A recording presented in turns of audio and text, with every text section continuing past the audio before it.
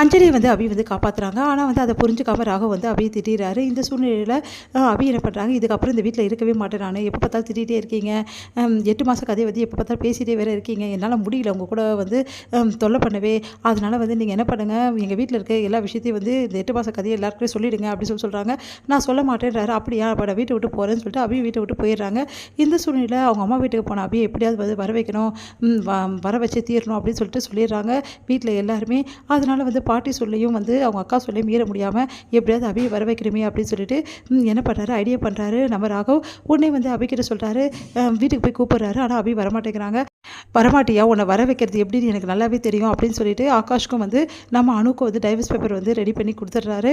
அதை பார்க்குற அபி அதிர்ச்சி அடைகிறாங்க.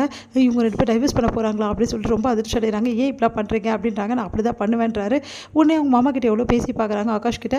ராகவ் வந்து என்ன சொல்கிறானோ அதை நான் செய்வேன் அப்படின்னு சொல்லிட்டு ஆகாஷ் சொல்லிடுறாரு. இங்கே அணு சைன் போட போகிறாங்க. உடனே அபி வந்து தடுக்கிறாங்க. ஏன் வந்து தடுக்கிற, அணுக்கு நல்ல விஷயம் தானே பண்ணுறாங்க அப்படின்னு. நல்ல விஷயமா அப்படின்னோடனே இந்த மாதிரி வந்து ஆகாஷ் கிட்ட இருக்க ஷேர்ஸ் எல்லாம் வந்து அணு கிட்ட கொஞ்சம் எழுதி வைக்க போகிறோம், அதுதான் தான் இப்படியா பண்ணுறோம் அப்படின்ற மாதிரி சொல்கிறாங்க. இவ்வளோ தான் விஷயமா அப்படின்னோடனே, உன் அக்காவுக்கு வந்து எழுதி வைக்கக்கூடாதுன்னு நினைக்கிறியா அப்படின்னா, அப்படிலாம் நான் யோசிக்கல அப்படி சொல்லிட்டு அபி என்ன பண்ண திரும்ப தவிக்கிறாங்க. உடனே வந்து எதுக்காக இப்படிலாம் போய் நாடகம் போடுறீங்க, ஏன் என்னை போட்டு இப்படி பாடாப்படுத்துறீங்கன்னு கேட்குறாங்க. நீ இந்த வீட்டுக்கு வரணும்ல, அதுக்காக தான். இங்கே பாரு, இதுக்கப்புறம் வீட்டை விட்டு நீ போனீங்கன்னா இது வந்து நிஜமாயிடும், புரியுதா? நான் ஆல்ரெடி ஒரு காப்பி சைன் பண்ணி வச்சுருக்கேன், சைன் வாங்கி அவங்கக்கிட்ட அப்படின்னோடனே இந்த காப்பியை பாரு அப்படின்றாங்க. பார்த்து அதிர்ச்சி அடைகிறாங்க. உடனே வந்து அந்த காப்பியை கையிலேருந்து பிடிங்கிட்டு அப்படியே ஓடுறாங்க. அபி இவர் துரத்துறாரு. 2 பேருமே ஓடி பிடிச்சி விளையாடுறாங்க. அப்போ ஒரு கட்டத்தில் அபி கீழே விழ போகிறாங்க. தாங்கி பிடிக்கிறாராகவும் 2 பேரும் ஒருத்தர் பார்த்துக்கிட்டே இருக்காங்க. இங்கே என்ன பண்ணுறாரு முரளி வந்து, என்ன ஒரே சத்தமாக இருக்குது, அபி ரூமில் என்ன பண்ணுறாங்க இவங்க அப்படின்னு சொல்லிட்டு அபியும் வந்து ராகவும் என்ன பண்ணுறாங்க அப்படின்னு சொல்லிட்டு திரைய விலைக்கு பார்க்குறாரு. பார்த்தா 2 பேரும் ரொமான்டிக்காக அப்படியே வந்து ஹக் பண்ணிட்டு நிற்கிறாங்க. அதை பார்த்து முரளியால் தாங்கிக்கவே முடியல. இது என்ன நடக்குதுங்க? அப்போ ரூமில் இவங்க 2 பேரும் ஒன்றா தான் இருக்காங்களா, வெளியே தான் வந்து எலி பிடிமா சண்டை போட்டுக்கிறாங்களா, இது நடக்கவே கூடாது, இப்படி நடக்குதே அப்படின்னு சொல்லிட்டு செமைய டென்ஷன் ஆகிறாரு.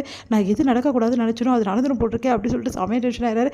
உடனே அஞ்சலி வந்து வரதை பார்த்துட்டு வந்து அப்படியே வந்து ஒன்றும் தெரியாமல் நடிக்கிறாரு. உடனே வந்து என்ன பண்ணுறீங்க அப்படின்னு, ஒன்றும் இல்லை அப்படின்றாரு. வாங்க வெளியே போகணும்னு சொல்லிட்டு சொன்னோம்ல அப்படின்னு சொல்லிட்டு கூட்டிகிட்டு போகிறாங்க. இங்கே வந்து செமைய டென்ஷனாக முரளி, இப்படி நடந்துடுச்சு, அவங்களுக்குள்ள ரொமான்டிக் நடந்துருமோ அப்படின்னு சொல்லிட்டு செமையாக வந்து யோசனை பண்ணிகிட்டே இருக்காரு. இங்கே என்ன பண்ணுறாங்க, அபி வந்து பிடிக்கிற ராகவ் வந்து விட்டுறாரு. என்னதான் நினச்சிட்ருக்கேன், அந்த பேப்பரை வச்சு என்ன பண்ண போகிறேன் அப்படின்னோடனே, இங்கே பாருங்கள் நான் ஒன்றும் பண்ண போகிறதில்ல அப்படின்றாங்க. மறுபடியும் ஓடி போகிறாங்க. பிடிச்சி இழுக்கிறாரு. அப்போ கீழே வந்து தண்ணி இருக்குது. அப்படி வந்து கீழே பட்டு அப்படியே கீழே ஃபுல்லாக தண்ணி ஆகிடுது. பேப்பரும் தண்ணி ஆகிடுது. கீழே விடுது பேப்பரு. உடனே எடுத்து பார்க்குறாரு. ஃபுல்லாக தண்ணி. பார்த்தீங்கல்ல, இதுக்கப்புறம் உங்களால் ஒன்றும் பண்ண முடியாது. ஏன் இந்த பேப்பர் தண்ணியில் விழுந்துருச்சுன்னா இதுக்கப்புறம் என்னால் எதுவுமே பண்ண முடியாதா? நான் நினச்சா அவங்க 2 பேருக்கு உடனே டைவர்ஸ் வாங்கி கொடுக்க என்னால் முடியும். நீங்கள் ஏன் இவ்வளோ சேடிஸ்டாக இருக்கீங்க, இவ்வளோ மோசமாக இருக்கீங்க, ஏங்க இப்படி நடந்துக்கிறீங்க அப்படின்னு கேட்குறாங்க. இங்கே பார், உனக்கு கொடுக்குற ஒரே வேலை இதுதான். எக்காரணம் கொண்டு நீ வெளியே மட்டும் போகவே கூடாது. இந்த வீட்டை விட்டு நீ வெளியே போனீங்கன்னா உன் அக்காவும் சேர்ந்து தான் போவா, புரியுதா? அதுதான் உனக்கு கொடுக்குற நான் தண்டனைன்றீங்களே, எனக்கு ஒன்றுமே புரியல, எதுக்காக எனக்கு தண்டனை கொடுக்குறீங்க சொல்லுங்கள் அப்படின்னோடனே, நான் தான் சொன்னேன்ல, எல்லாம் போட்டோம், டைம் வரட்டும், நான் கண்டிப்பாக சொல்கிறேன் அப்படின்னு சொல்லிட்டு, அந்த டைம் எப்போ தான் வருமோ என் வாழ்க்கையில் நிம்மதி இல்லாமல் போச்சு அப்படின்னு சொல்லிட்டு செமைய டென்ஷன் ஆகிறாங்க. உடனே ராகு அங்கே வந்து கிளம்புறாரு. ராகவே பார்த்துட்டே இருக்காங்க. அப்படி இங்கே இருக்க பொருளை எல்லாத்தையும் போட்டு உடைக்கிறாங்க. டென்ஷன் ஆகிறாங்க. அபியால் தாங்கிக்கவே முடியல. இந்த ரணவேதனை எத்தனை நாள் அனுபவிக்கணும் எனக்கு தெரியலையே அப்படின்னு சொல்லிட்டு பயங்கரமாக கதறி அழறாங்க. இதோட முடியுது.